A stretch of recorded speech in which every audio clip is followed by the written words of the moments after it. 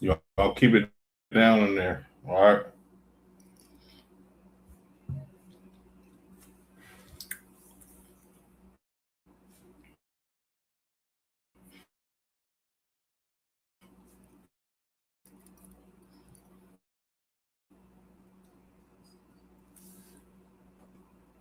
Testing, testing.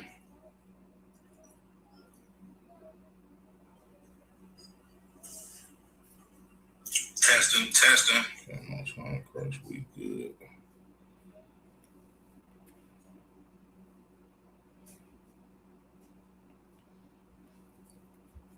I'll let a couple more people get in here. We'll get started shortly.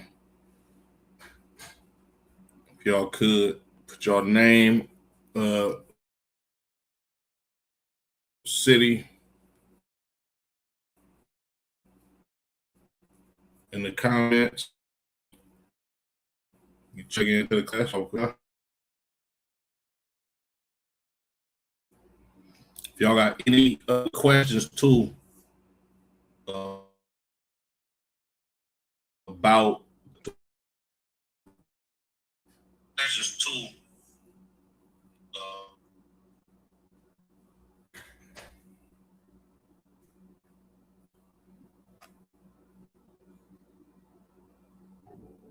It look like it's lagging a little bit.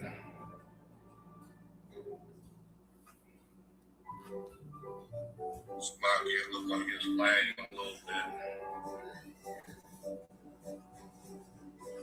bit. We should be good.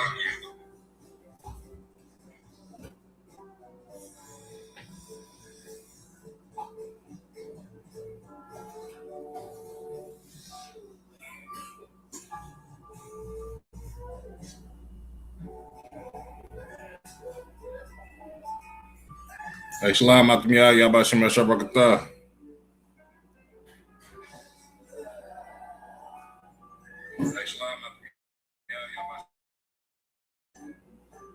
Y'all let me know if the audio and video is tawab. It looked like it's lagging a little bit on my part, but I'm going to get it started.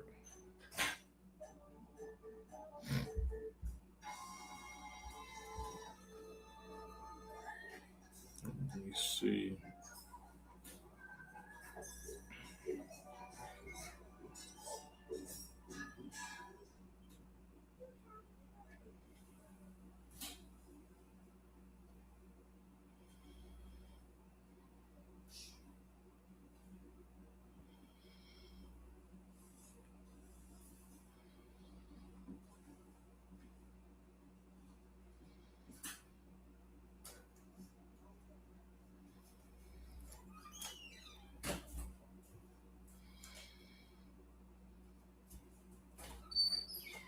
Okay, Most High Christ. Let me check Facebook and see how we running on there real quick.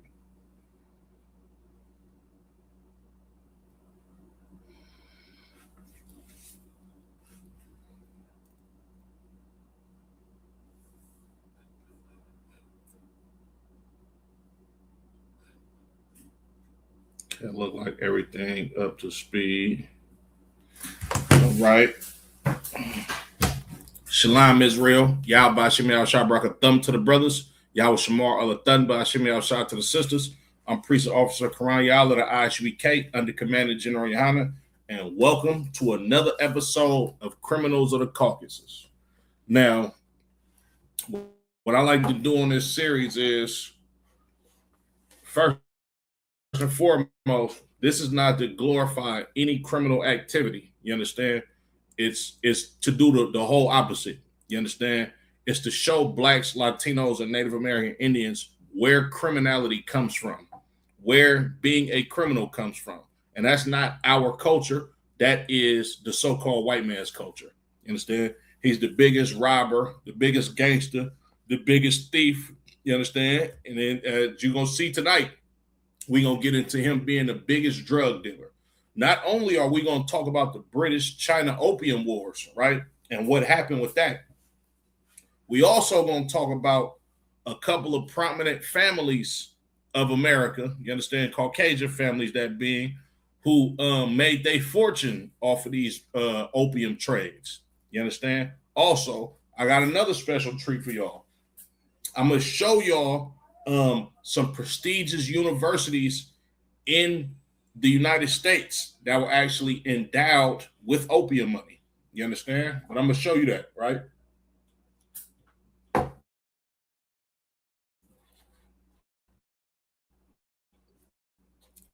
Make sure y'all like it, you understand, and subscribe if you haven't already done so, right? Give me a second. I'm gonna share my screen real.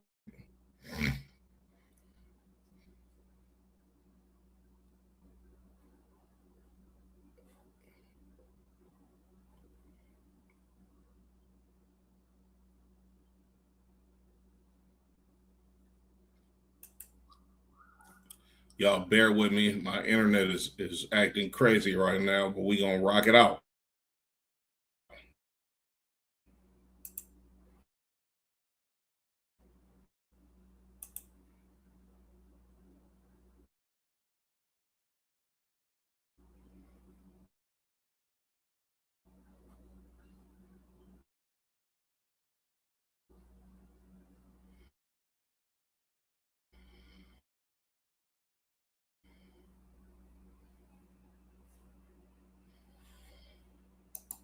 Make sure y'all can see this screen.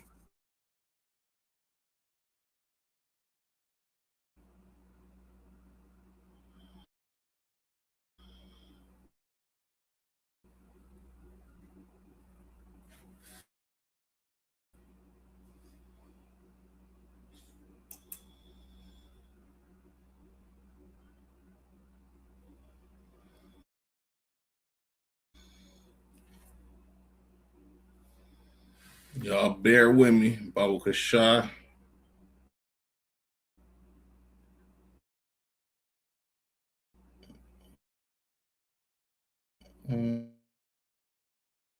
Hopefully that did it.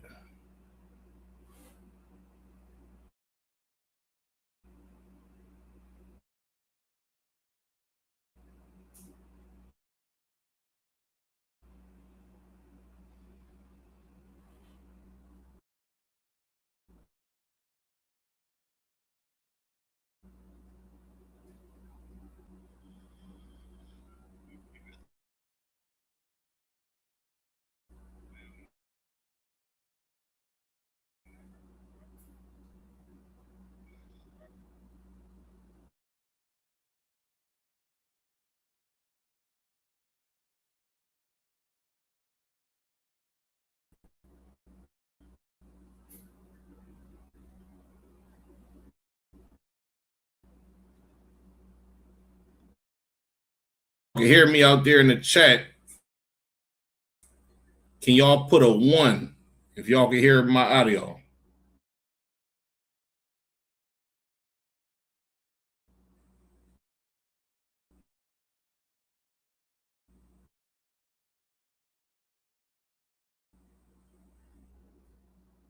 You hear me out there in the chat?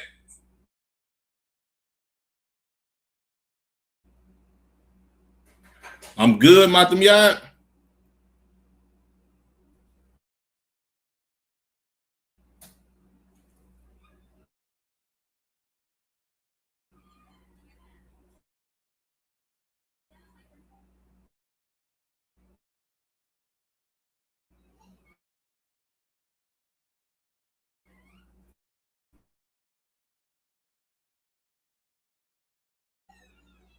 It's moving real slow on my screen.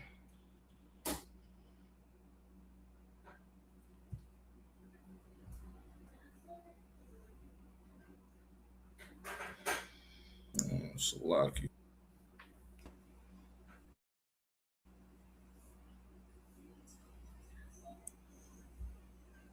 Okay, Matam Yad saying I'm good. All right. So I'm going to get to it, right? The Opium Wars, right? The Opium Wars were two conflicts waged between the Qing dynasty and the Western powers during the mid 19th century. So when it's talking about the Western powers, this is talking about Great Britain. You understand?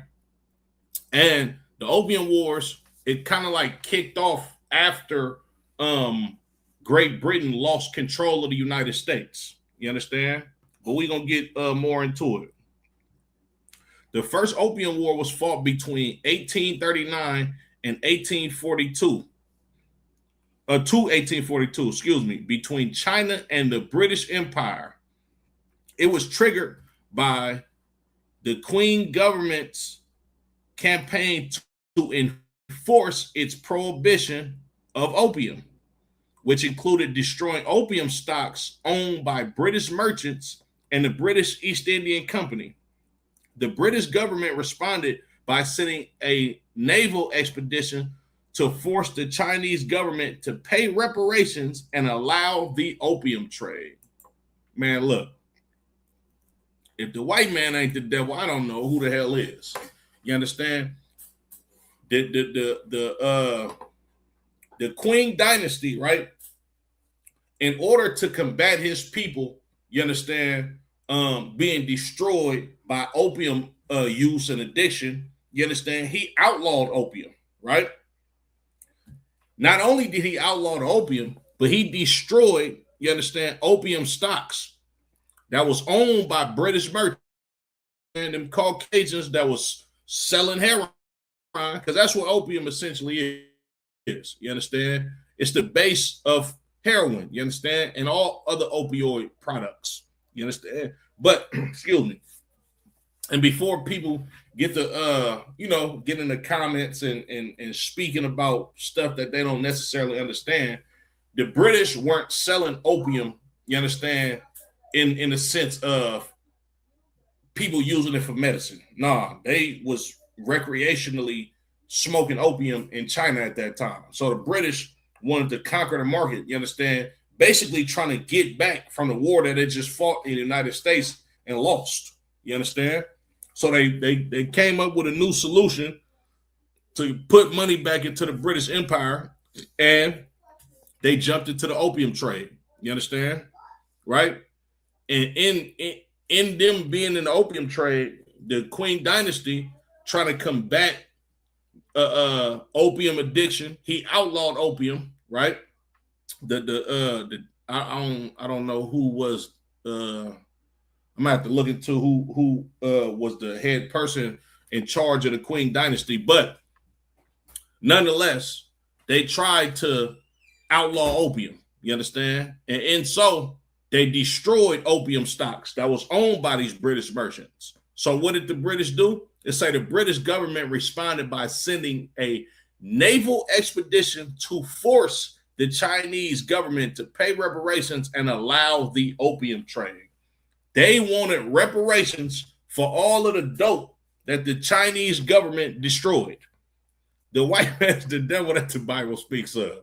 Like, you got to really pay attention to what I just read. You understand?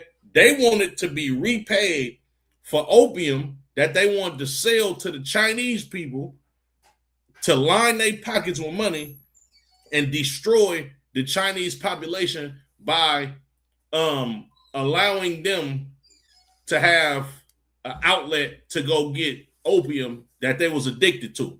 You understand? And the white man went to war behind it. They sent a naval expedition to force the Chinese government to pay reparations and allow the opium trade. Meanwhile, the white man keep dangling reparations in our face. You understand? When he went to war to get reparations for his drugs being destroyed, right? Let's keep going. Do me a favor. Turn this class on one of them TVs in there. Not this one right here, but probably in a room or something. So you could let me know, like, if my audio is clear and it's not lagging, because I can't tell right now. Reading on. The Second Opium War by Britain and France against China from 1856 to 1860 and consequently resulted in China being forced to legalize opium. So the second Opium War, the French got in on it. They wanted to sell some dope in China too. And what ultimately happened is China lost to Britain and France, and they was forced to legalize opium in their land. Evil as hell. In each war, the superior military advantages enjoyed by European forces led to several easy victories over the China, Most High Christ. With the consequence that China was compelled to sign the unequal treaties to grant favorable tariffs, trade concessions, reparations, and territory to Western powers. In the century of humiliation, weakened the Chinese government's authority and forced China to open specified treaty ports, including Shanghai, to Western merchants. In addition, China ceded sovereignty over Hong Kong to the British Empire, which maintained control over the region until 1997. Sheesh! You mean to tell me the British ruled Hong Kong, right? Which is a major city in China. Hold on. Matter of fact, let me see. I think that's the capital of China. What is the capital of China? Oh, Beijing. Excuse me.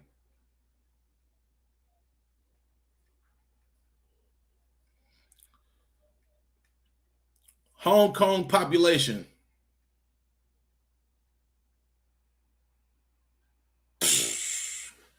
Sheesh.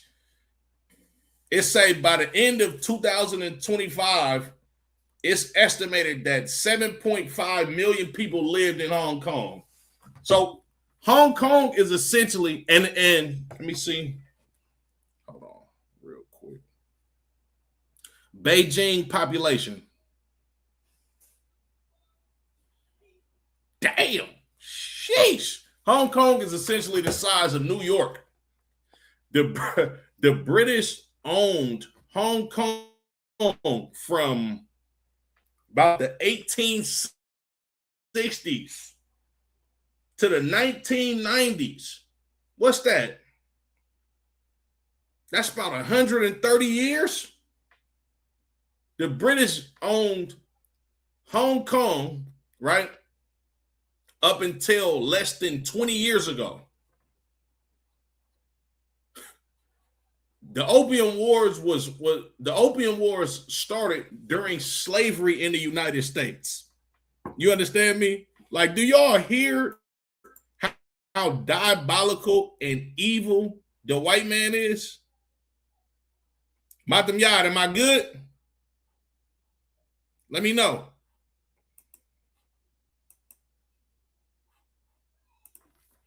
Oh, Salakia, real quick.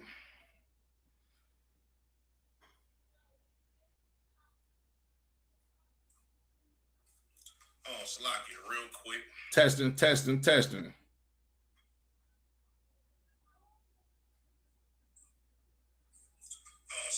real quick. Testing. Okay, look like everything is in order, right? Okay, Most High Christ. The water Matam Yad. So let's keep reading, right? The first Opium War broke out in 1839 between China and Britain and was fought over trading rights, including the right of free trade and Britain's diplomatic status amongst Chinese officials. In the 18th century, China enjoyed a trade surplus with Europe, trading porcelain, silk, and tea in exchange for silver, right? So the Chinese were trading porcelain, silk, and tea to the British, right, for silver. By the late 18th century, the British East Indian Company (EIC) expanded the cultivation of opium in the Bengal presidency, selling it to private merchants who transported it to China and covertly sold it on to Chinese smugglers. Man, look, did y'all hear that? The opium that was in China that was being sold to Chinese smugglers came from the British. Like, when you look at the old propaganda videos of the opium dens that they had in China, the white man was funding all of that. What's up, Lynn? What you need? By 1797, the EIS was selling 4,000 chests of opium a year, each weighing 77 kilograms or 170 pounds to private merchants. That is 380 tons, 680,000 pounds per year. So they was selling 680,000 pounds of opium every year in China. You blacks, Latinos, and Native American Indians, Pablo Escobar was nobody compared to the British East Indian Company. Griselda Blanca was nobody to them. Nicky Barnes, Freeway Ricky Ross, BMF, you understand? Rayful Edmond, all of these so-called black, Latino, and Native Indian drug kingpins, they have nothing on the white man. I'm going to read that again. 680,000 pounds of opium was being sold in China by the British East Indian Company. These are your real kingpins. These is the trap gods. Salakia.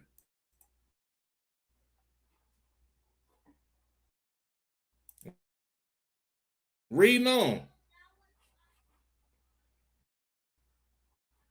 In earlier centuries, opium was utilized as medicine for anesthetic qualities.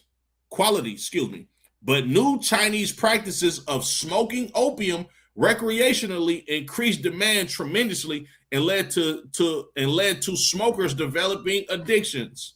Successive Chinese emperors issued edicts making opium illegal in 1729, 1799, 1814, and 1831. But imports grew as smugglers profit. So you had sellouts in the Chinese government. You understand? They wanted to line their pockets with this illegal opium money, right? After these after certain Chinese emperors. You understand? That's what they call, not presidents or dictators. They have emperors in China. You understand? These emperors made opium illegal because they didn't want their people to be destroyed by the addiction of opium. But like in every government, you understand, save for the government of the Most High God, you understand, the government of Christ, you understand, right? You have sellouts and government officials that are greedy, you understand, that go after filthy lucre, you understand, what is described as in the Bible, right?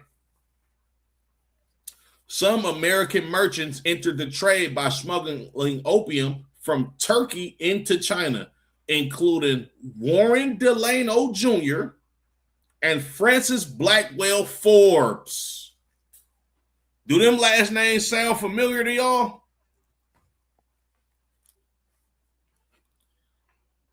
Francis Blackwell Forbes, right? That namesake Forbes, the Forbes magazine, you know, them the same people. That's the family that owns the Forbes magazine that show you the wealth of the people in the world. You understand? Yeah, that's them. Warren Delano, right? Warren Delano Jr. was Hold on. I'm going to show you something about him.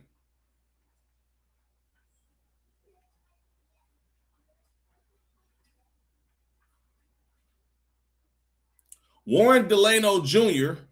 was the maternal grandfather of U.S. President Franklin Delano Roosevelt. The the maternal grandfather. This was his mama's daddy. This was President Franklin Roosevelt's mama's daddy was a dope dealer. Imagine that. I'm gonna tell y'all something heavy too. It's a city in California called Delano, right? It's a maximum security prison in this same city. And of course, you know who serving time for selling drugs. It's blacks and Latinos. But this last name Delano, you understand? This is President Roosevelt's family members. Imagine that, right? In American historiography, this is sometimes referred to as the Old China Trade. By 1833, the Chinese opium trade soared to 3,000 chests. That is 2,310 tons, 5.1 million pounds. Oh, they what? Y'all wasn't trapping like Warren Delano, the Forbes family. Y'all ain't trapping like them. Get them people their culture back. This is what they do, which led to a silver drainage within the Chinese economy, essentially counteracting some of the gains from the Silk Road trades. Meaning, they sold so much goddamn dope in China. China ran out of silver. China ran out of money. They sold so much dope. And the silk that they was trading to the British, you understand, for that silver, oh, they got all of that money back with opium. British and American merchants, keep that in mind. American merchants sent opiums to warehouses in the free trade port of Canton and sold it to Chinese smugglers. In 1834, the EICs, or the British East Indian Company, right? East Indian Company, that's the British, monopoly on British trade with China ceased, and the opium trade burgeoned. Salakia. I ain't the smartest man in the world. Let me look up what that word actually means. I believe it meant flourished.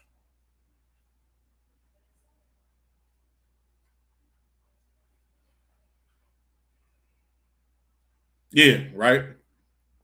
Begin to grow or increase rapidly. Right? Reading on. Where was I?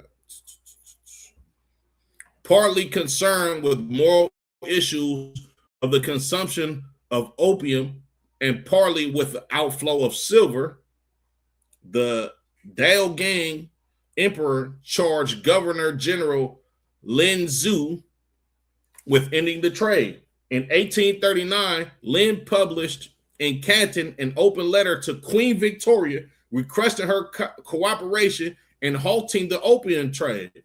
The letter never reached the Queen.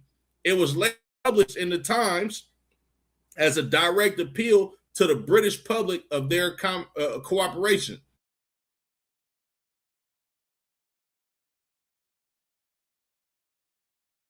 Emphasizing the serious penalties for opium smuggling that would now apply henceforth.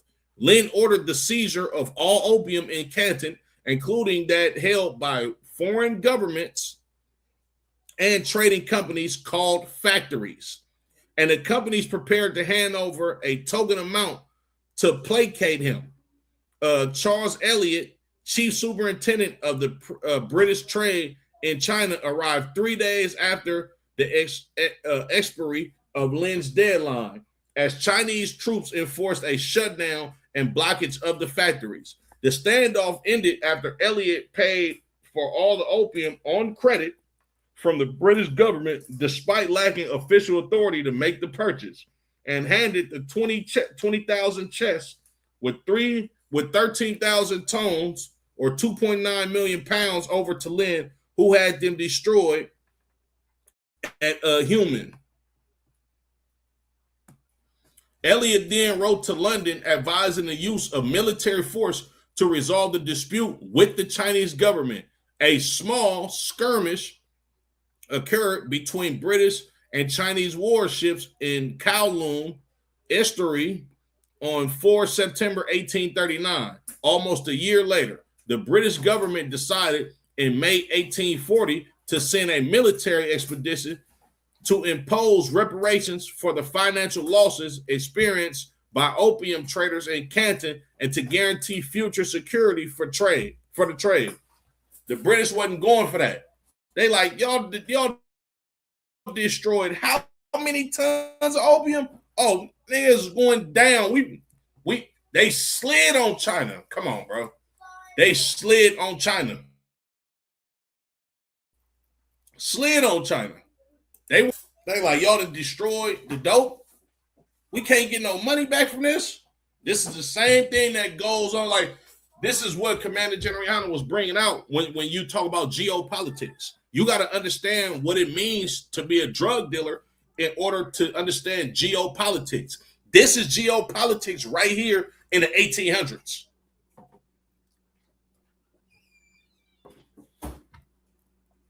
Slovakia. On 21 June 1840, a British naval force arrived at Macao and moved to bombard the port of Dinghai. In the ensuing conflict, the Royal Navy uses superior ships and guns to inflict a series of decisive defeats on Chinese forces. Like, y'all got to understand, people died behind this opium trade. It's no different than a drug war happening in the inner cities of America. I'll give you one better. The reason why there are drug wars in the inner city streets of America is because we learned how to be drug dealers from white people. I'll give you some dessert in a minute when I go to the store, but take that.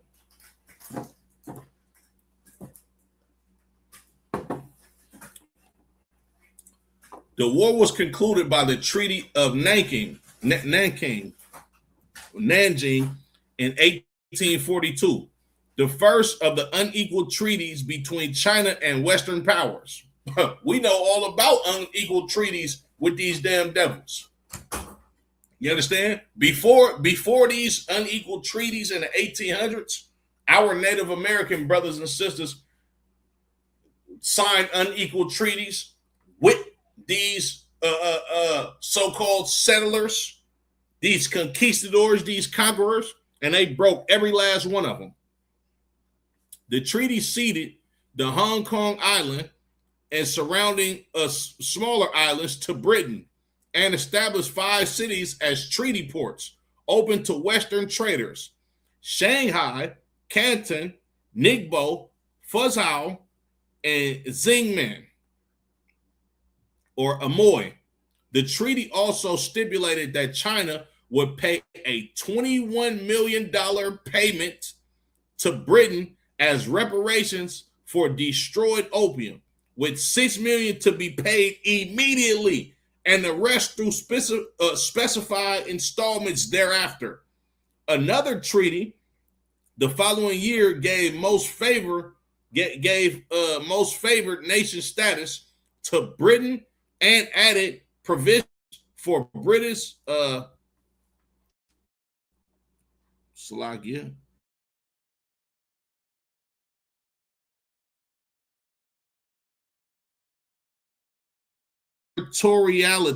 Extraterritoriality, excuse me, I butchered that, making Britain exempt from Chinese law. What? You mean to tell me these British, oh my God, the British kicked these Chinese cats' ass so much about this damn opium, they made their status as Britain, as Brits, a superior status over the Chinese people in China. And then on top of that, made themselves exempt from Chinese law. Meaning, if the Chinese government say we can't do that, I'm British. I ain't got to listen to nothing what y'all talking about. France secured several of the same concessions from China in the Treaty of Whampoa in 1844. France did their thing too. Oh, let me see how much this is, right? It's 1842.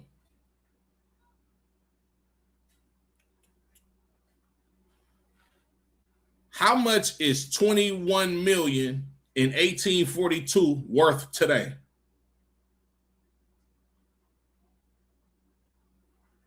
God damn. It say between 830 million to 850 million. They made them pay damn near $1 billion in today's money for their opium that they destroyed because the Chinese government did not want their people to be destroyed. You got some art work. You understand? Being shown by being shown of these British China drug wars.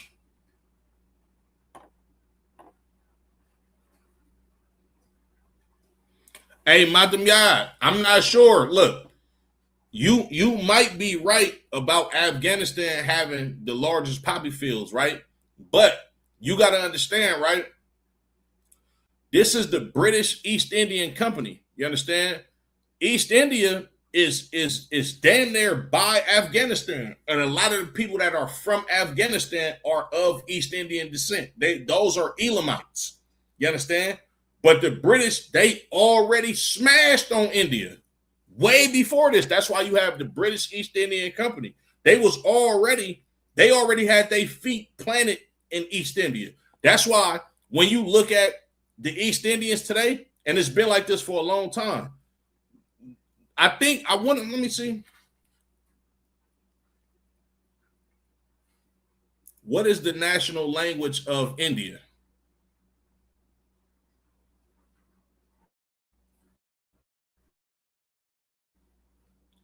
What percentage of India speaks English?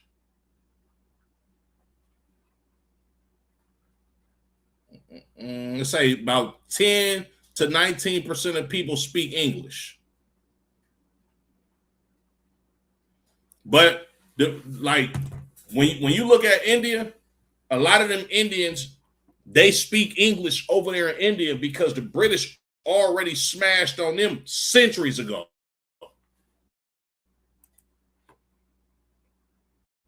The Second Opium War. In 1853, northern China was convulsed by the Taiping Rebellion, which established its capital at Nanjing. In spite of this, a new imperial commissioner, Yi Mingchen, was appointed at Canton, determined to stamp out the opium trade, which was still technically illegal.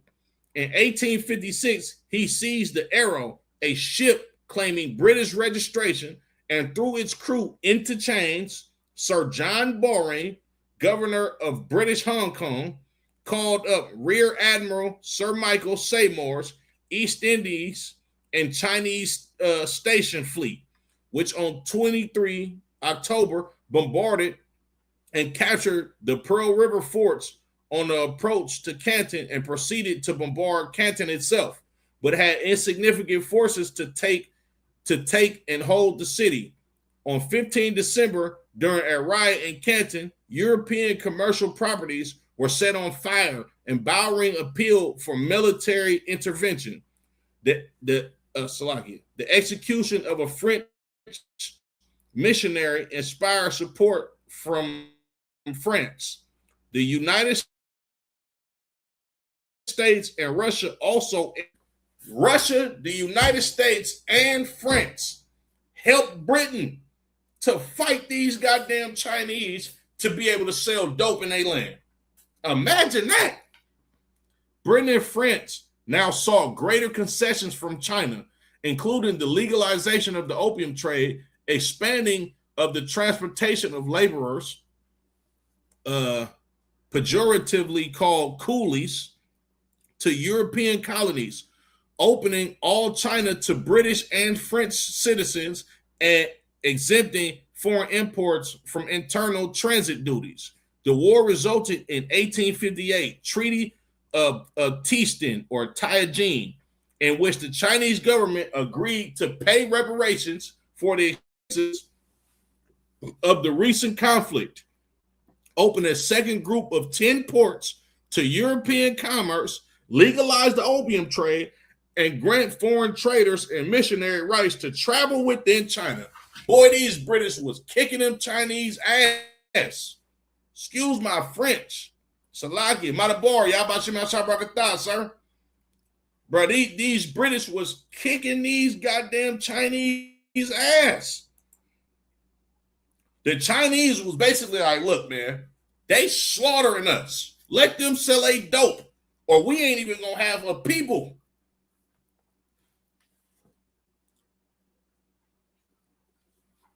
China was also required to use diplomacy in the Western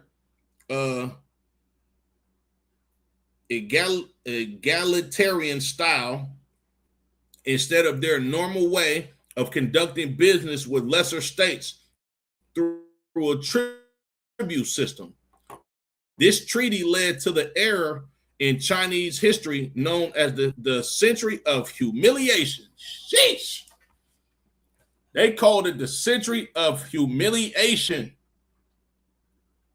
This is what the Chinese called it. Let me look at that word real quick.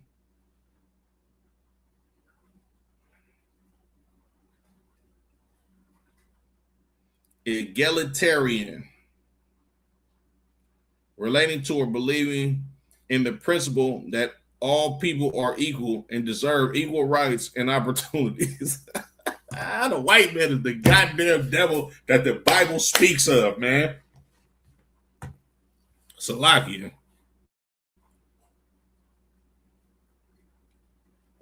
What was that?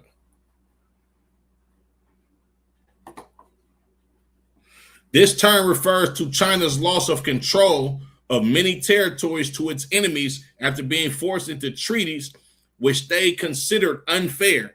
Even though the treaties were signed in 1858,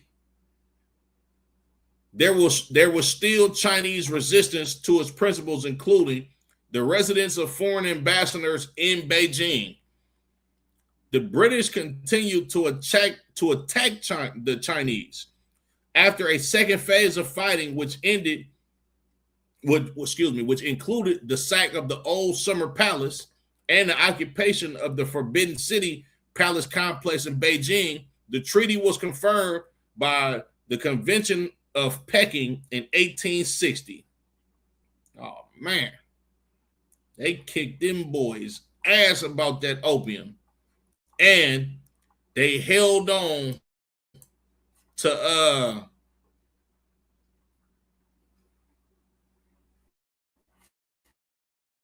hold on, like it, sir. Damn, let me see. Let me try to send you a link. Send you the link. Damn, I forgot how to do that. Oh, here we go.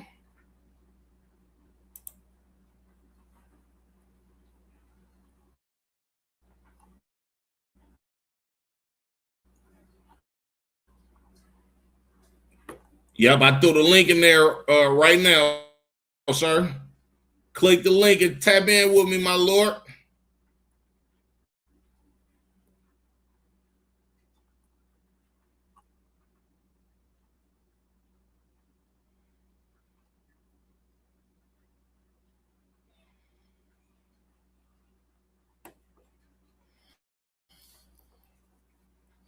Okay. Let me see. Can y'all still hear me? Matam Yad, I'm good. Let me see.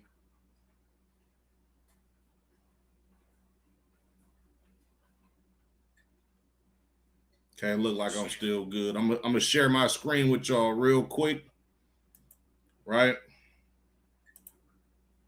Okay, look like I'm still good. I'm gonna share my screen with you. Okay, Most High Christ. Let me show y'all something real quick.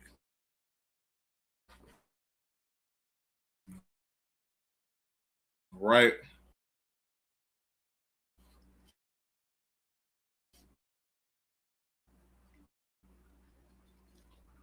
Okay, Most High Christ. Y'all bear with me, it's moving kind of slow. It's raining hard as hell. We ain't got no rain in a minute.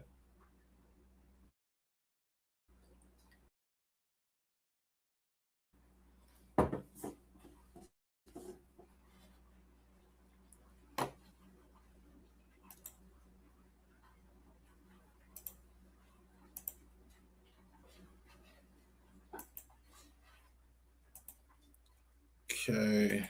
Lord, allow this to work.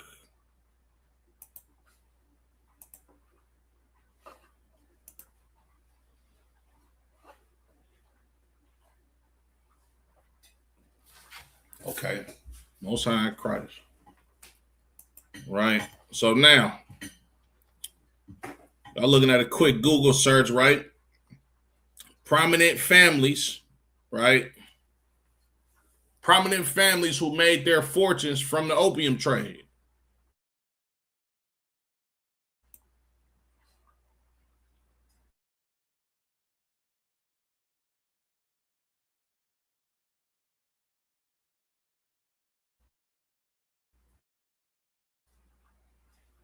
Okay, Con, so yeah.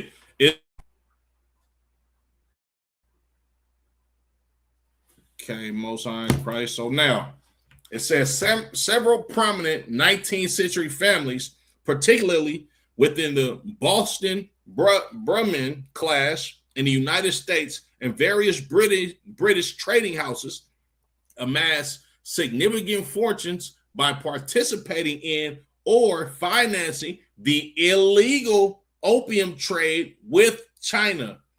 These fortunes were often reinvested into American infrastructure, railroads, and elite institutions.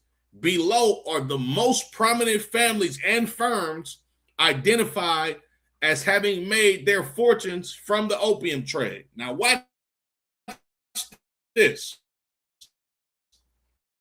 right? The Delano, I just reading about him in talking about the Opium Wars. Warren Delano Jr. was a major trader with Russell and Crowe and a key figure in the opium trade, accumulating wealth that later supported his family, including his grandson, President Franklin Delano Roosevelt. Come on, man. Franklin D. Roosevelt, the president of the God-forsaking the goddamn United States, grandfather was a dope dealer. He was a drug dealer. No ifs, ands, or buts about it. This ain't even a far ancestor. This is his granddaddy. He most likely held President Franklin D. Roosevelt while he was a baby, kissed him on his forehead and said, grandson, I got to get up out of here and go get this dope money, man. You hear me?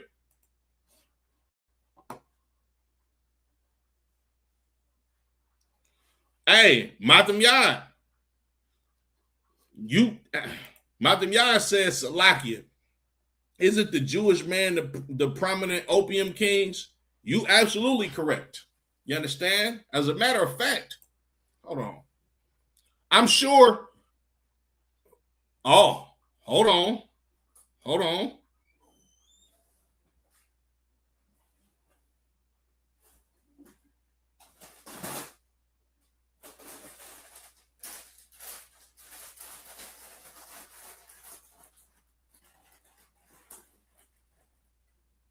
Let me see. Warren Delano. Let me look this up real quick.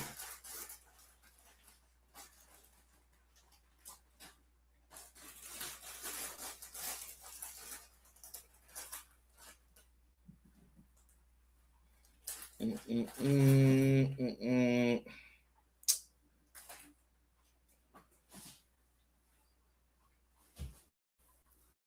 you need? Want to drink?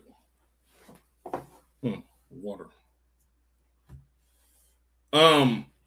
It don't say nothing about the Delano family being Jewish or the Small Hats, but I wouldn't doubt it. But hold on, one of these families on here definitely is, right?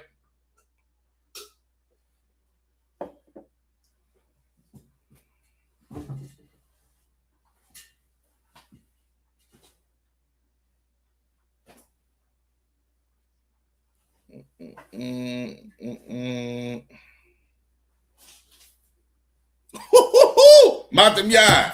Boy, you smart. Boy, you smart as hell. Hold on.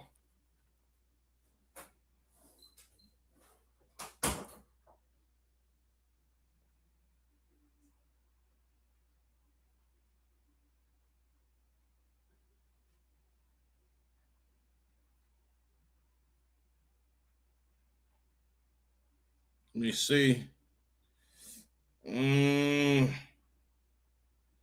They probably ain't gonna tell it, but I believe this cracker John Jacob Astor, I think he was Jewish.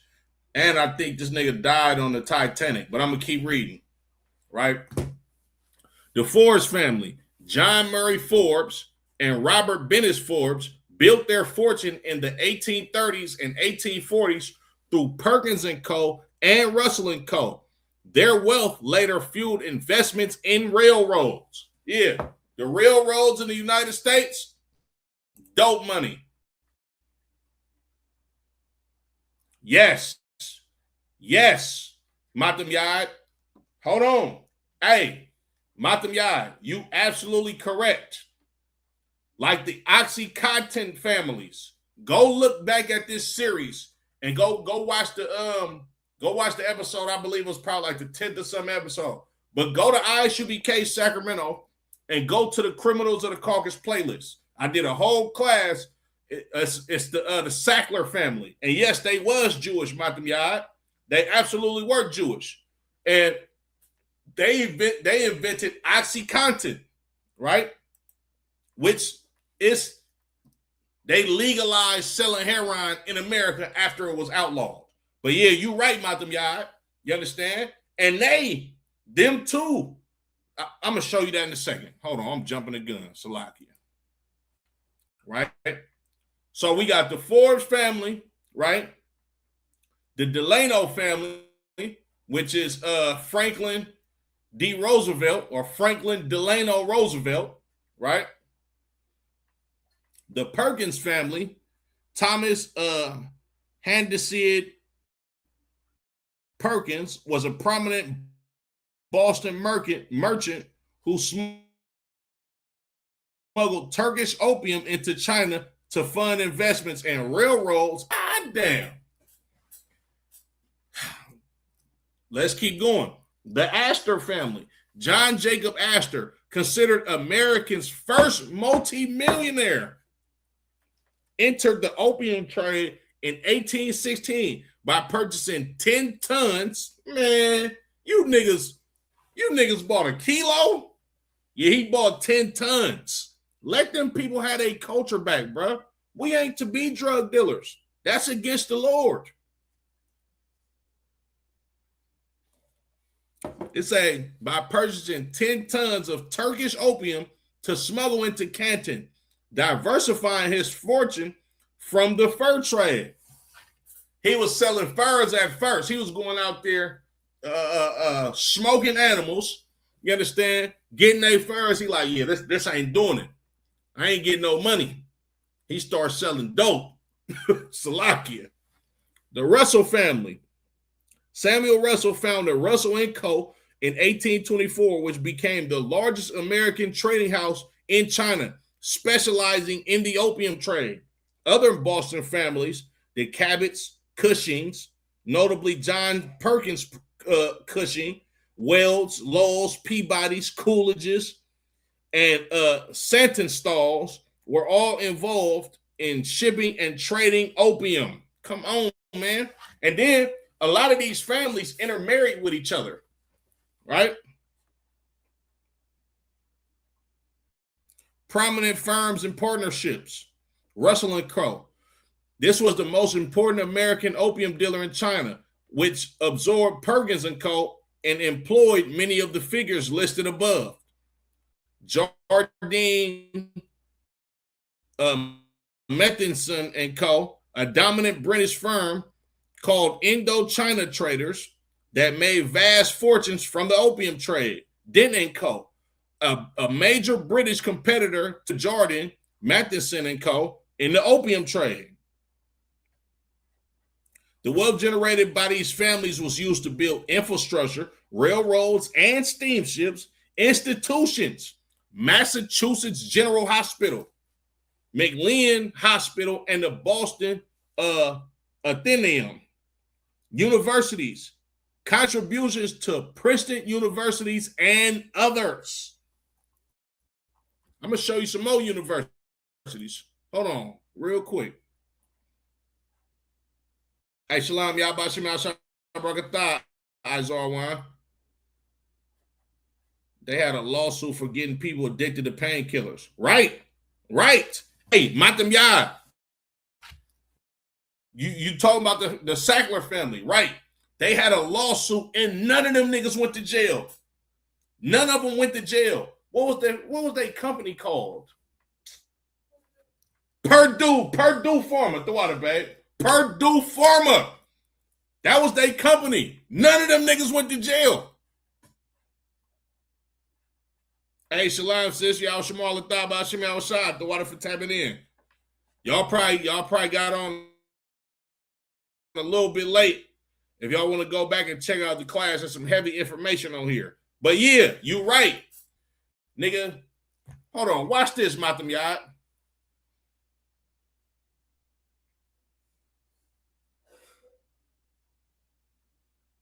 How much did Purdue Pharma have to pay in the lawsuit?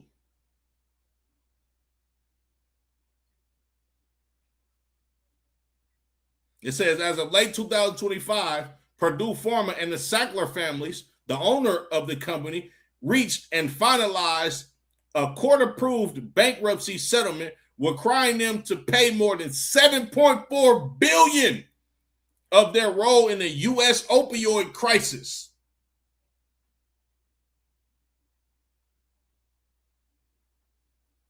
It's the Sackler family. It's a Sackler family contribution. The Sackler family will contribute between $6.5 billion and $7 billion in cash. Purdue Pharma contribution, the company will contribute roughly $900 million in cash. Nigga, this is one family. They about to have to pay $7 billion in cash for the opium crisis. Nigga, do you know how much money you gotta make to pay out $7 billion? Come on, man. These people probably made $1 trillion off of getting trailer trash white people addicted to opiates legally. And just how I understand, look, what Dave Chappelle say? He said, I understand. You understand how America feels about the opium epidemic. Because I understand. He said something to the effect of, I understand how America felt about the crack epidemic. I understand and feel the same way about the opium crisis. I don't give a damn either, because they destroyed our people and America didn't bat an eye at the crack problem. Meanwhile, and nobody paid. Nobody paid for blacks, Latinos, and natives getting addicted to crack. They probably have more money than that. You think they don't? These trillionaires off selling. I just read in the Wikipedia, the British, they forced China to pay $21 million for destroyed opium that they destroyed because they didn't want to get their people addicted to opium in the 1800s. Nigga, that's about almost $1 billion today. Yeah, they made way more money than that. Hold on, Salaki. Let me show y'all something else.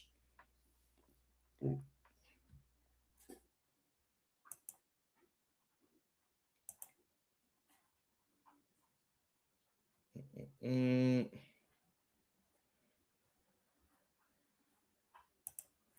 we go. Lord, allow this works.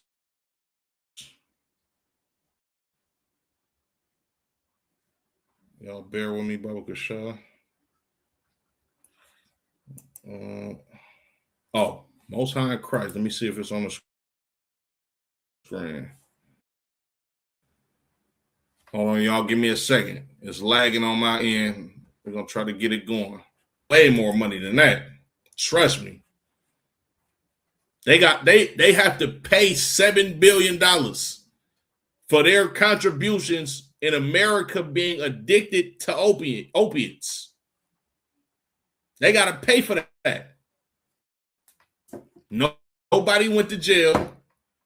They had to pay a small fine. And $7 billion is a whole lot of goddamn money. But it's a small fine compared to what they made off of the opiate crisis in America.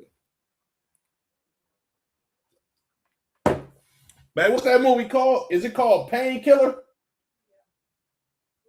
It's a series, huh? It's on Netflix. Whenever y'all get a chance, go look at the series. Matam Yad, have you seen it? It's called Painkiller. It's either on Netflix or Prime. Go try to find that before they take it off of there. It's an outstanding series, and it's true. Now, of course, the pharmaceutical part of the series is true, but everything is true in the series. Of course, they romanticize and dramatize a lot of the stuff that was happening with the day-to-day people. But when it comes to how they actually manufactured the drug, oh yeah, that's true. My rib showed me that. Well, like last year, my mind was blown. It's a lot. I'm trying to get my screen to share. It ain't working too good. Let me see. It's called Painkiller. Hold on, let me see.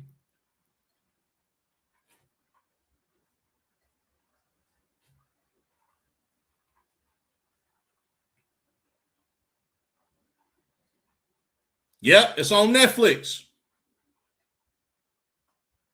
It's on Netflix. Who is that? Michael J. Fox? That's in it.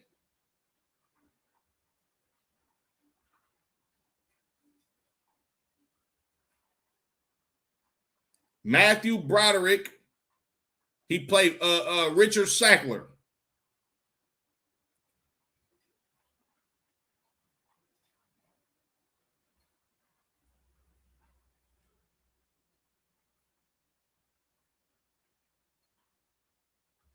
Hold on.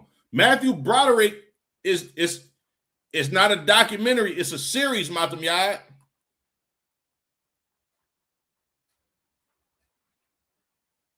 I think Matthew Broderick is the white dude that played Ferris Bueller on Ferris Bueller's Day Off. That's an old 1980s movie. Movie before my time. Good movie though. You understand? Matam Yad, watch that. You understand? But Salaki, hold on. Okay. Universities paid for with opium money. Numerous prominent American and British universities and institutions have historical financial ties to the fortunes amassed through the 19th century opium trade or from the 20/21st century opioid crisis. Not just the opium trade in the 19th century, but what me and Matam Yad was just talking about.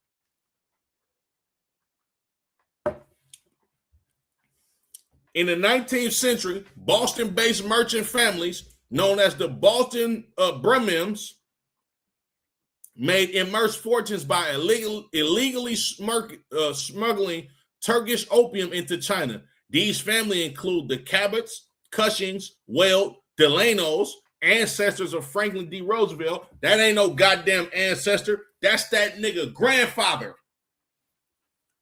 His grandfather, he very well probably held President Franklin Delano Roosevelt in his arms when he was a baby. That's his grandfather. It wasn't even that damn far along.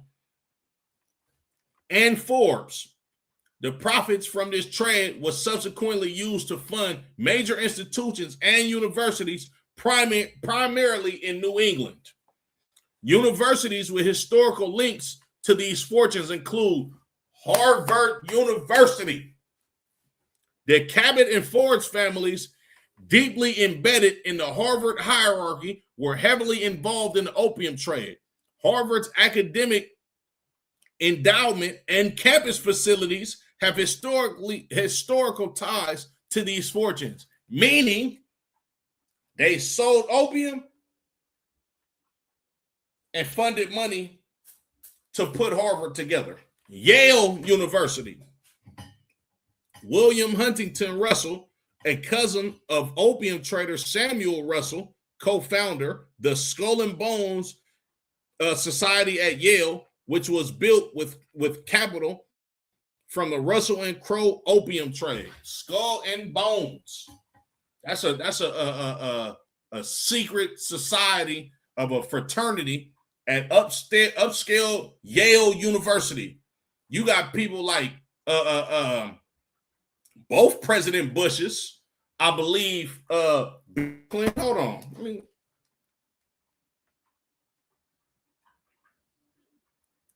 Prominent figures who were a part of Skull and Bones at Yale University.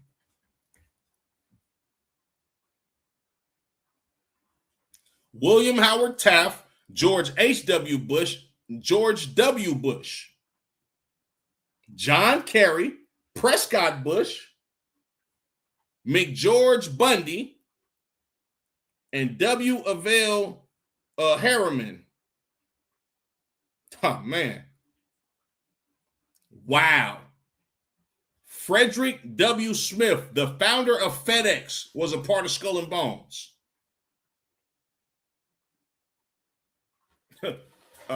They say America runs on Duncan. No, America run on dope money.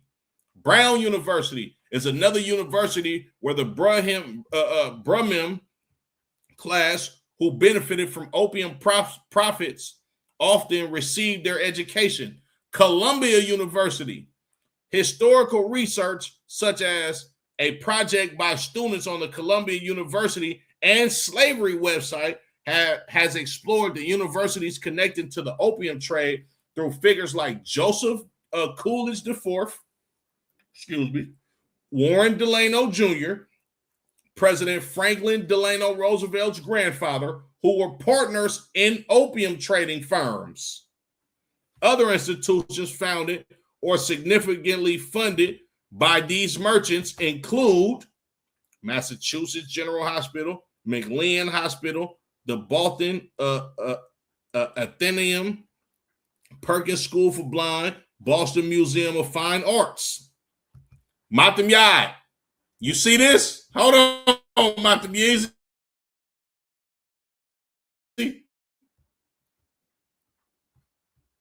Hey, Shalom. I appreciate y'all for tapping in. Tone in Babylon, Shalom, appreciate you for tapping in. J Jack Y1U, Shalom, I appreciate y'all for tapping in. Y'all kind of late to the class, but there's some good information on this class. If y'all can go back and watch it, share it, you understand? Well, I appreciate y'all. Donations from the Sackler family. This is the family that me and Matam Yah was just talking about, who invented OxyContin, right? In recent years, several universities accepted significant donations from the Sackler family, the owners of Purdue Pharma, the company that manufactured and aggressively marketed the prescription opioid OxyContin to the modern opioid epidemic. OxyContin, if you don't know, is heroin in a pill.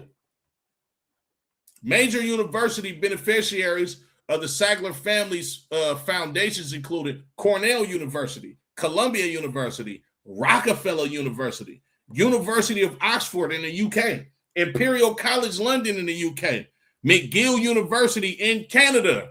Many institutions have faced scrutiny and protests over their association with the Sackler name, leading some, such as Harvard museums, to remove the name or implement stricter donor vetting processes, which that's BS. They don't give a damn where that money coming from.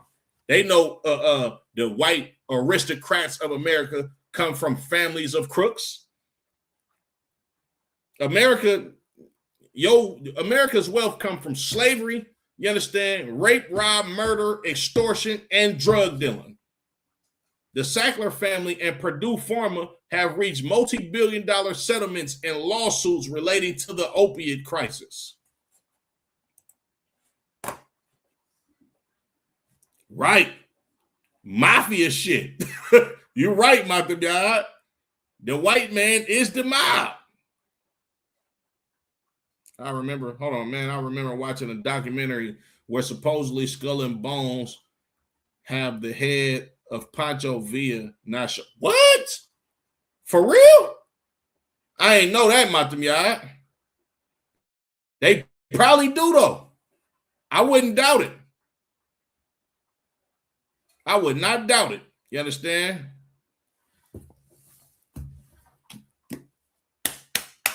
Pictorial Bible Dictionary. If you don't got one, go get you one. You understand? Salakia. Show y'all something real quick, right? I'm going to pull a couple scriptures real quick, especially for these fake Israelites out there that say the Bible doesn't say anything about using drugs or smoking weed and all of that. Look, like I said as a disclaimer at the beginning of this class, this Criminals of the Caucasus series, this is not to glorify criminality or criminals. This is to teach Blacks, Latinos, and Native American Indians that being a criminal is not our culture. Being a drug dealer, a pimp, a scammer, a robber, you understand, a murderer, that's not our culture. Give that back to them white boys. That's their culture. The Lord wants us to be a holy and separate people. You understand? I'm going to show you something, right? Salakia. Pull a couple scriptures. Give me 1 second. Damn, phone tripping.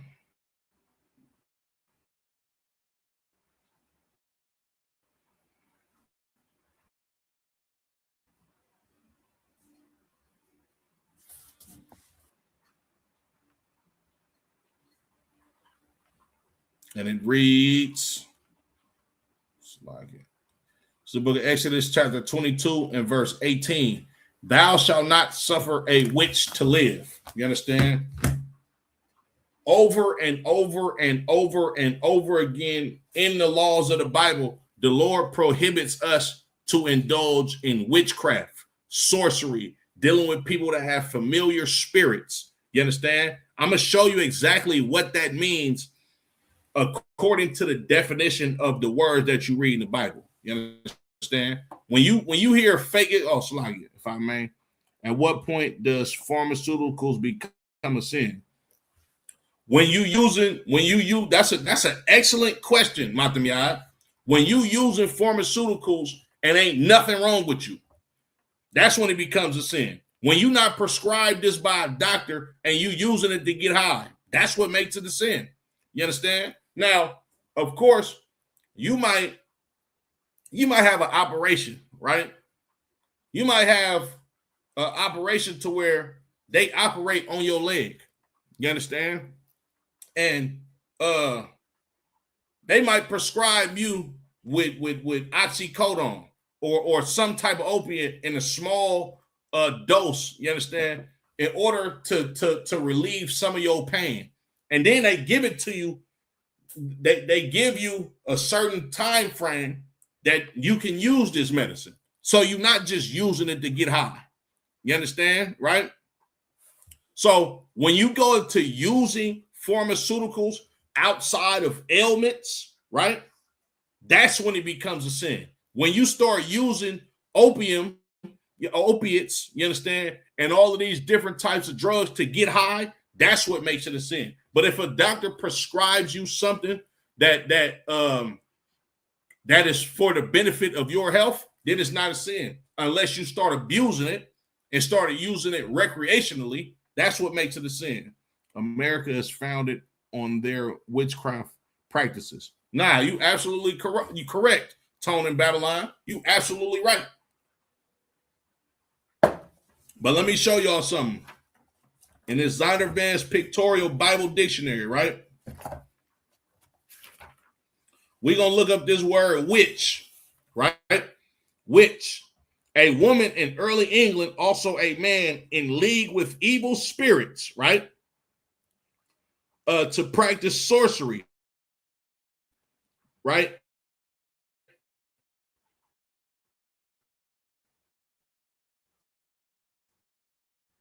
Now when it's sorcery, it's and it's talking about the sorcery. The scriptures are us being witches, warlocks, or indulging in sorcery. Right? Exodus 22 and 18, Deuteronomy 18 and 10, 2 Chronicles 33 and 6, 2 Kings 9 and 22, Micah 5 and 12, Nahum 3 and 4, right? Charms, right? Witchcraft, divination, 1 Samuel 15 and 23, right? In Greek, it's pharmakia, right? That's the word that you would read in the New Testament. You understand, when it talks about witches, it translates to pharmakia. Hence the name pharmaceuticals or pharmacy. You understand? Big pharma, right? Reading on. It says, otherwise, Oslaki. Divination is once translated witchcraft, otherwise divination, Greek pharmakia, Galatians 5 and 20, means the use of drugs, charms, or magic words, right? I'm going to jump down. It says, by whatever name, all such practices are strongly condemned, meaning these practices are punishable by death. You understand? To be a drunkard is a death offense. You understand? All of these scriptures that you can read about sorcery, witchcraft, and all of this in the Old Testament, in the Torah, or in the laws, you understand? When it's talking about witchcraft, it literally means the use of drugs. You understand? The white man is the devil that the Bible speaks of. Being a drug kingpin, you understand? A witch, a warlock, somebody with a familiar spirit, somebody that used charms or mixed potions and all of that. You understand? To be a trapper, you understand? A dope boy, all of that. That's white people culture. That ain't what the Lord chose for us.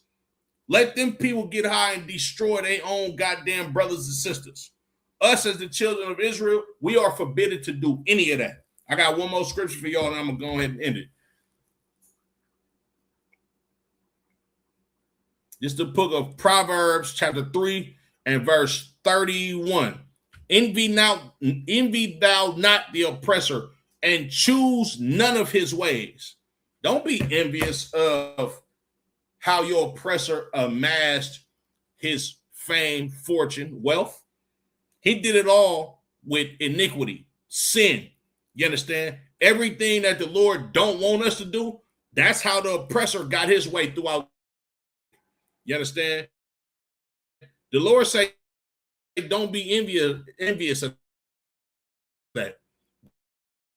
Don't look at how successful of a pimp, a gangster, a robber, a murderer your successor is.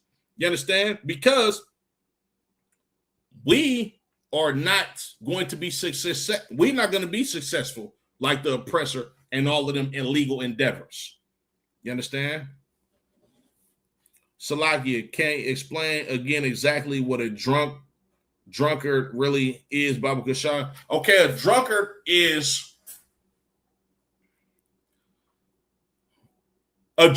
somebody that drinks without discretion, meaning he will drink to the point to where either he'll hurt himself or he'll hurt somebody else.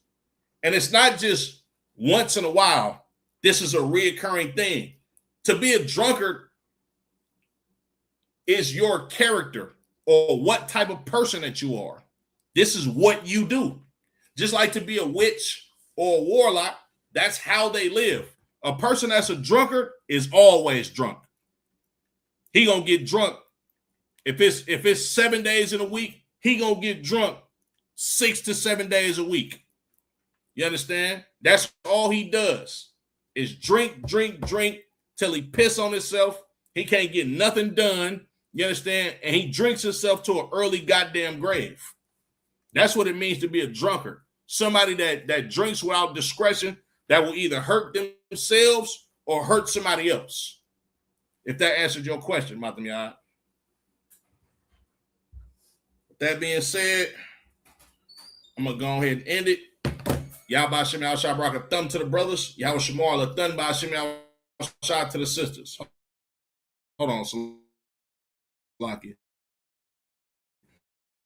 What if you drink every day? This kicks me home. Nah, listen, Matam Yah. There's no problem with having a drink or two every day. You understand? The problem comes in when, hold on, Salakia. The problem comes in when you can't control your drinking. Like, we go to slaves. You understand? Like, a nigga might want to get off work and sit down on the couch and have a beer.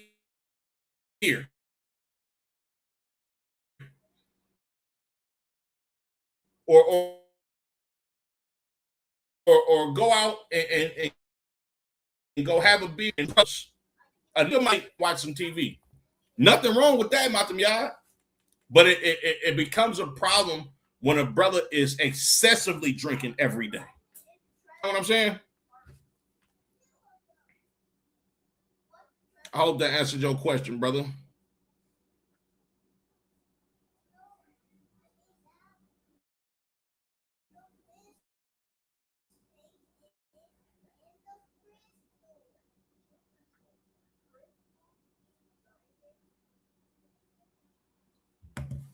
Okay, let me give a couple shout outs.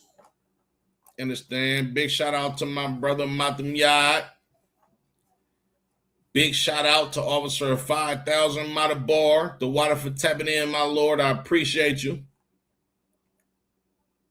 Big shout out to my brother Izarwan, my sister Precious, the water for y'all.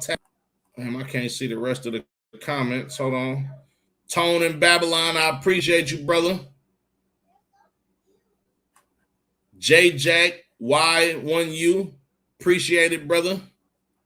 Man, the water for y'all support. Make sure y'all like, share, subscribe to the channels if you haven't. And share this, man. Share this with everybody so they can understand that the culture of this chosen people to be. With that being said, shalom.